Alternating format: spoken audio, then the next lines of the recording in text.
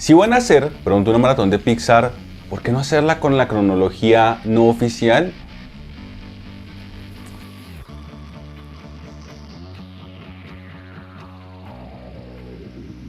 Las películas de Pixar son un deleite para niños y adultos y honestamente hacer una maratón de ellas nunca es una mala idea. La principal razón está en que uno usualmente puede escoger cualquier película al azar, verla y luego continuar con la siguiente, luego continuar con la siguiente. No hay necesariamente, como por ejemplo con un universo de Marvel, que sentarse a verlas en una línea de orden específico. Excepto que desde hace muchos años existe una cronología o una teoría que se llama la teoría de Pixar, obviamente, que básicamente reúne todas las películas en un mismo espacio, en un mismo universo, e intenta explicar cómo pueden estar conectadas y cómo todas pueden estar ocurriendo dentro del mismo lugar. Y la idea de hoy es contarles a ustedes en qué orden irían estas películas y básicamente por qué están conectadas de esta forma. Antes que nada, es importante explicar de qué va la teoría de Pixar y por qué existe. El origen de la teoría básicamente está en un video en el cual John Negroni, que es la persona que la construyó, básicamente intenta explicar por qué razón las películas de Pixar podrían estar conectadas. Y lo primero que es importante mencionar es que la teoría originalmente se creó en 2012, un momento en el cual existían muchas menos películas de Pixar y en el cual era mucho más fácil conectar los pocos universos que existían. Hoy ya vamos por más de 20 y tantas películas, entonces a medida que han llegado nuevas versiones y nuevas historias de Pixar a la pantalla grande, más formas se han intentado encontrar para justificar por qué tal película va en tal lugar y por qué tal película va en tal otro lugar, pero básicamente la idea es que constantemente se busca y se intenta justificar la adición de nuevas entregas o secuelas dentro de la cronología de la teoría de Pixar. Y la teoría de Pixar surge básicamente porque honestamente la mejor justificación que tiene es el hecho de que a Pixar le encanta crear pequeños easter eggs dentro de sus cintas que no necesariamente las conectan, pero sí hacen referencia. Quizás uno de los más famosos está en la presencia de el famoso restaurante de Planet Pizza que vemos originalmente en Toy Story, que luego terminamos viendo en una versión de Monsters Inc., que luego terminamos viendo como basura en WALL-E. Entonces, el hecho de que estos easter eggs existan lo que han hecho es que le han permitido a los fans justificar por qué razones que las historias podrían estar conectadas, aunque no necesariamente sea algo que realmente esté ocurriendo. Entonces, ¿cuál es el orden de la cronología de la teoría de Pixar? Actualmente, la mayoría de fans están de acuerdo con que la primera película dentro del universo de Pixar es Elementales. Y es importante mencionar acá que, de acuerdo con la teoría de Pixar, básicamente el mundo ha sido destruido y reconstruido varias veces. Elementales tiene esta premisa de un universo en el cual los elementos son seres con conciencia y que tienen sus propias ciudades y tienen sus propias familias. Es una metáfora más hacia la raza, pero lo que la teoría de Pixar dice es que en el inicio de todo el mundo básicamente había una versión de la Tierra que estaba siendo poblada por estos elementos. Luego estos elementos eventualmente se extinguieron por una razón que todavía no conocemos, pero el origen, lo que vino después, fue la era de los dinosaurios, lo que nos lleva a The Big Dinosaur, que es esta película que tiene lugar en la prehistoria y que es una versión más o menos de El Rey León, pero con dinosaurios. La teoría de Pixar lo que presenta es básicamente este primer mundo después de que los elementales se fueron, en el cual comenzamos a ver no solamente la aparición de seres humanos, sino también de dinosaurios que tienen un nivel de conciencia. También es importante recordar que en The Big Dinosaur parte importante de la premisa es que el meteorito nunca cayó en la Tierra, lo cual creó esta sociedad de dinosaurios que tenían como conciencia y que básicamente habían evolucionado un paso más allá de los que nosotros conocimos, al menos en esta versión del planeta. Y de la era de los dinosaurios pasamos a la era medieval, y aquí es donde entra Brave. La teoría de Pixar no explica muy bien por qué razón los dinosaurios dejaron de convivir con los humanos, porque ya no tenemos más dinosaurios existiendo en esta versión del planeta, pero básicamente la parte importante de aquí es que la cinta tiene como trama la existencia de una magia que es capaz de convertir a seres humanos en animales. Y esto va a ser muy importante porque una gran parte importante de lo que es todas las historias de Pixar a futuro van a ser objetos inanimados que son capaces de tener conciencia, objetos inanimados que pueden ser transformados en personas. Ojo con esta idea porque va a ser bastante importante a futuro con muchas de las historias que terminan conectando con Pixar. Avancemos un poco el tiempo y ahora tenemos a Luca, una historia que tiene lugar en 1959 en Italia. En el caso de Luca es extraño porque Luca realmente no termina conectando dentro de muchas de las historias de Pixar. La idea de esta especie de monstruos / criaturas que viven en el fondo del mar no es algo que se desarrolla en otras historias, pero sí es importante mencionar que Luca está plagada de referencias a otras películas e historias de Disney. Entonces más o menos así es como encaja dentro de la teoría de Pixar. No tenemos mucho más que decir porque realmente la teoría no aborda mucho sobre cómo esta cinta está conectada con otras historias. Luego tenemos las dos películas de Los Increíbles, y estas dos películas son importantes porque la teoría se esfuerza mucho en hacer que encajen dentro de básicamente el resto del universo. Básicamente lo que postula la teoría es que eventualmente toda esta serie de eventos extraños lo que terminó llevando fue a la creación de seres humanos con habilidades extraordinarias que se vendrían a ser conocidos como los superhéroes. Al mismo tiempo, la teoría también postula que la aparición de síndrome crea dos cosas importantes que van a afectar el desarrollo del planeta. La primera es básicamente la creación de una forma de energía, de energía que lo que no solamente hace es potenciar los robots que utilizan en cinta, sino que además tiene como efecto residual el permitir a objetos inanimados el cobrar vida. El segundo dato importante que viene con Los Increíbles está en el hecho de que básicamente nos presenta una sociedad en la cual las megacorporaciones comienzan a tener un poder mucho mayor sobre la mayoría de las personas, lo que eventualmente llevaría a un colapso cuando estas corporaciones terminen tomando decisiones que van a llevar al planeta irremediablemente a su destrucción. Y aquí viene una aparición extraña porque tenemos la aparición de Lightyear. Y Lightyear dentro de la teoría de Pixar es básicamente una película dentro de una película. Lo que la teoría postula es que esta cinta, al igual que en este mundo, fue creada como una forma para promocionar el juguete de Buzz Lightyear, que eventualmente sería el juguete que tendría Andy en Toy Story, lo que nos lleva inevitablemente a Toy Story. En este punto vamos a dividir las películas de Toy Story en dos partes. Tenemos las dos primeras películas de Toy Story, que son las que ocurren cuando Andy todavía es un niño pequeño. Y como mencionamos antes, la teoría básicamente lo que dice es que uno de los efectos de la energía que utilizó Síndrome fue que los objetos inanimados terminaron cobrando vida, lo que tuvo como efecto que todos los juguetes llegaran a tener cierto tipo de raciocinio. En Toy Story, básicamente esa es la premisa que se nos presenta. Todos los juguetes y todos los objetos inanimados por los niños son capaces de absorber los sentimientos, y al momento de absorber los sentimientos son también capaces de poder básicamente convivir con los humanos y de ganar conciencia. Esa básicamente es la justificación, por lo menos temporal, que le da la teoría de Pixar a por qué los juguetes están vivos. Luego de esto tenemos la aparición de Turning Red, y tenemos otra película que por desgracia no ha logrado encajar muy bien dentro de la teoría de Pixar. La mejor justificación que existe es que básicamente la conexión que existe entre Turning Red y el resto de la teoría de Pixar es la magia que vimos al inicio de Brave, y lo que presupone básicamente es que la maldición que le ponen a la familia de la protagonista es básicamente una versión de la misma magia que le pusieron a la mamá de la protagonista en Brave. Esa es básicamente la justificación que tenemos entre Turning Red y el resto de la teoría de Pixar. Pasemos página porque no es tan relevante. Lo que sí es relevante son las siguientes dos películas, que son las dos películas de Finding Nemo o Buscando a Nemo. Y la teoría de Pixar básicamente lo que postula es que eventualmente el hecho de que los humanos terminen botando tanta basura en el mar, lo que hace es que esta energía que le daba la capacidad a los juguetes de tener conciencia se transmite también a cierto tipo de animales. Y por esta razón comenzamos a ver un mundo en el cual los peces son capaces de ganar conciencia, son capaces de interactuar entre ellos mismos, de crear sociedades y de básicamente comunicarse. Hay un caso especial y particular, y es el hecho de que, según la teoría de Pixar, Dory básicamente, y se justifica con lo que luego vemos en los eventos de Buscando a Nemo 2, el hecho de que Dory haya interactuado desde tan pequeña con los jóvenes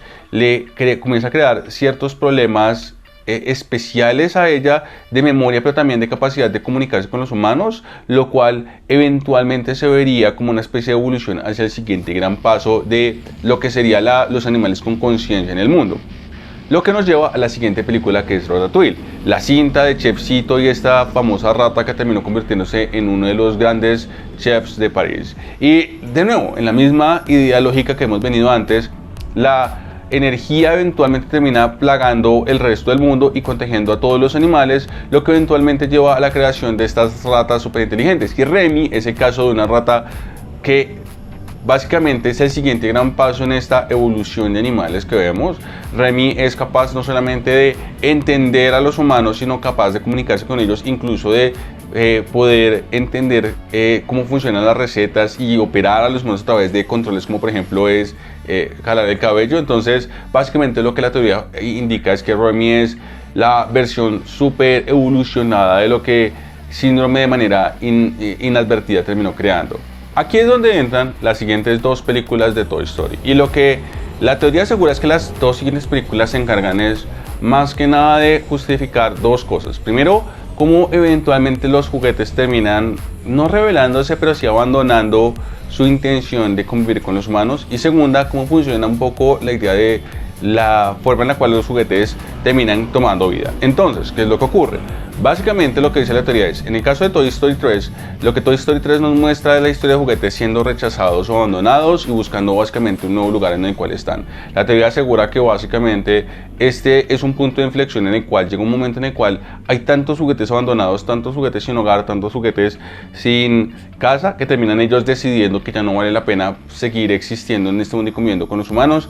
y eventualmente esto lleva a su muerte o desaparición. Lo segundo es que básicamente también nos informa que la energía como tal del caso de síndrome no es lo único que ayuda a que los juguetes tomen vida, sino que también es importante que los humanos rebosen de emociones al juguete, que es lo que ocurre por ejemplo en el caso de Forky. Forky es un objeto inanimado que toma vida debido a que es humano, le entrega una cantidad importante de emociones al objeto que ya estaba bañado con esta energía, y a diferencia de otros juguetes, el no parece tener muy clara la conciencia de estar vivo sino hasta mucho después, mientras que por ejemplo Woody, que es un juguete que ha vivido por muchísimo tiempo, es un juguete que ya tiene una clara conciencia de quién es, qué es lo que tiene, y tiene una serie de como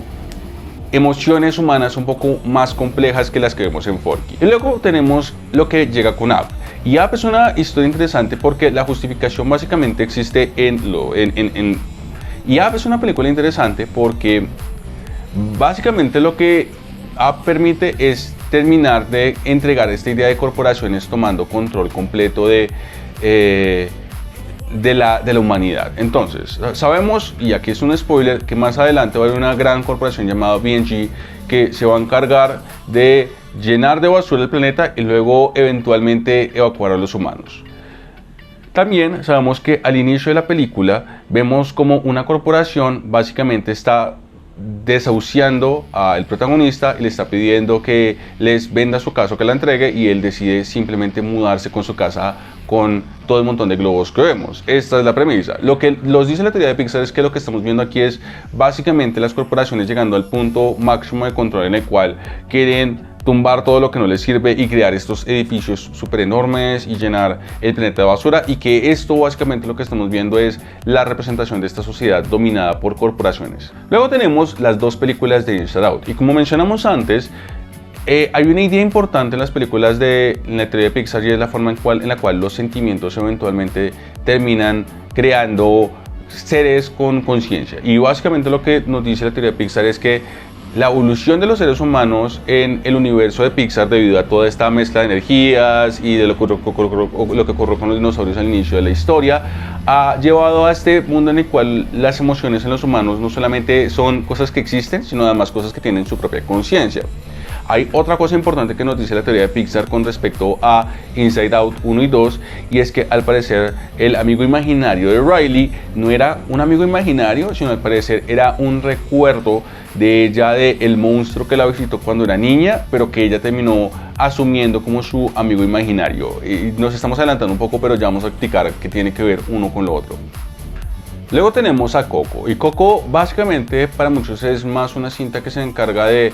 complementar la idea del poder que tienen las memorias, que es algo que hemos visto antes. En Coco básicamente los seres después de que pasan al más allá desaparecen si no pueden ser recortados, lo cual es algo que en muchas de las películas de Pixar es importante, de la memoria que tienen las personas sobre ciertos objetos o sobre ciertas cosas les da poder para poder existir en este mundo. Esa básicamente es la conexión que tiene Coco con el resto de la teoría de Pixar. Luego tenemos Soul, y Soul es una historia interesante porque básicamente lo que Soul postula es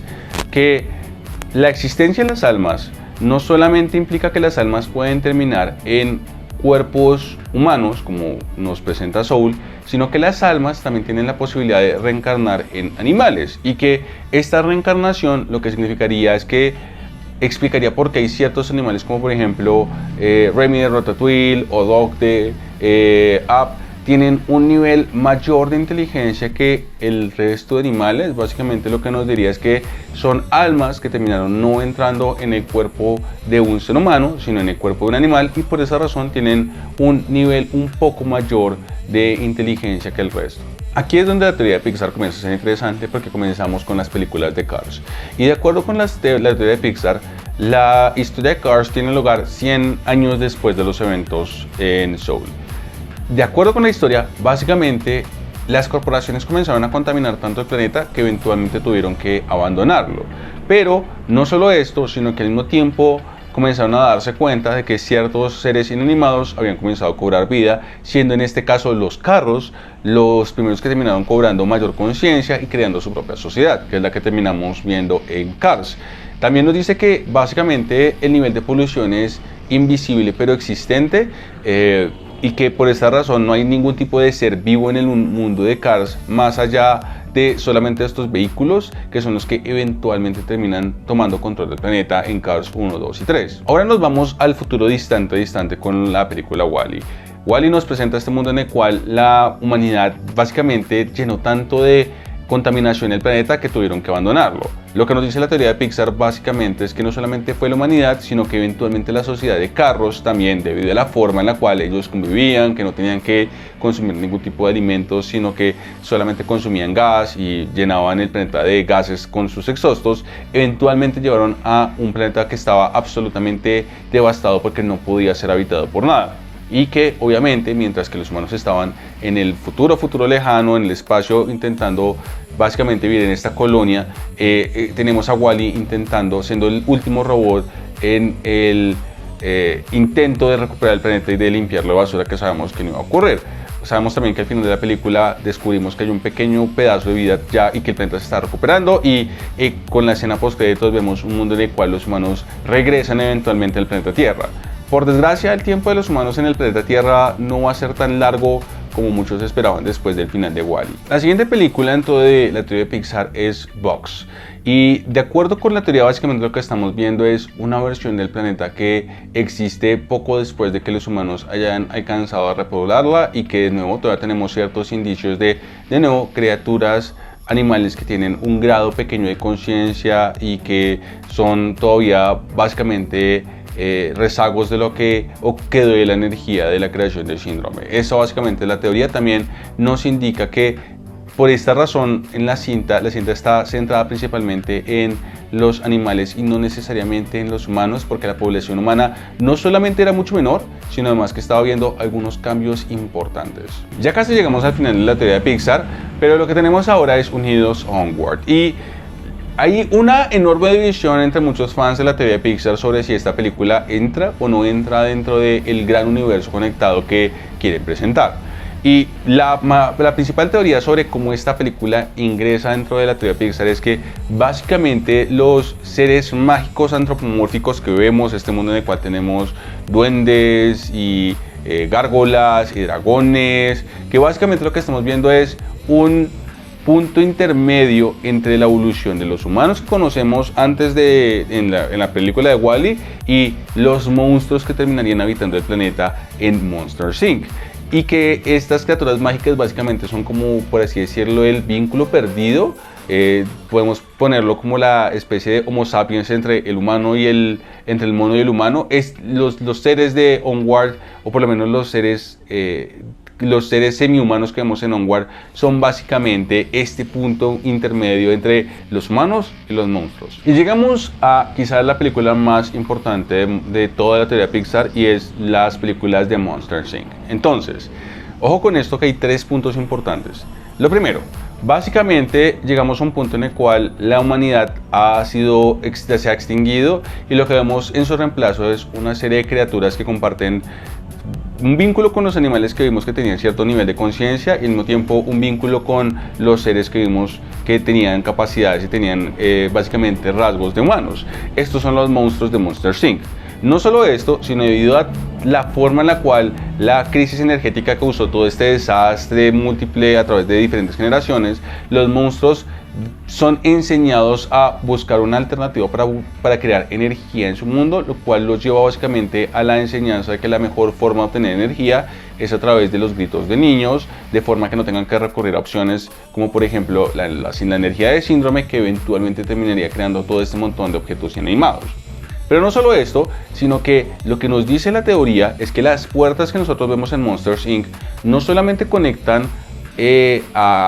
con el mundo humano, que en este caso no existe, sino que lo que permiten conectar es con diferentes momentos y lugares en el tiempo. Básicamente las puertas de Monsters Inc. no están conectando con el mundo de monstruos con otro mundo, sino están conectando el mundo de monstruos al pasado. Y esto es muy importante porque, como mencionamos antes al inicio de la película, en algún momento hablamos de que básicamente existía esta bruja capaz de convertir a las personas en animales utilizando algún tipo de magia. La teoría de Pixar llega al extremo de decir que básicamente lo que vemos es a Boo, que tiene conocimiento de esta magia de las puertas, que es capaz de transportar a las personas a través de diferentes momentos, y que Boo eventualmente se iba a convertir en la bruja que vemos en la película de Brave, con la capacidad precisamente de desaparecer utilizando estas puertas y viajando a diferentes momentos en el tiempo. Esta es básicamente la justificación que tiene. También explicaría por qué vemos ciertos monstruos en otros momentos de la historia que no deberían estar, siendo básicamente rezagos históricos de monstruos viajando en el tiempo como Doctor Who. Y estas son todas las películas de Pixar hasta el momento y cómo encajan dentro de la teoría de Pixar. Sin duda no es una justificación muy lógica en algunos casos, pero es divertido ver cómo los fans han intentado justificar e intentar integrar todas estas historias en un mismo universo. Y creo que lo mejor que me queda a mí, por lo menos después de hacer este súper resumen de todas las películas de Pixar, es unas ganas de hacerme una maratón de las películas como para recordar algunos momentos o intentar divertirme conectando estas historias. Recuerden que si les gusta este tipo de contenido pueden suscribirse, activar la casilla de notificaciones y nos vemos en la próxima. Hasta luego.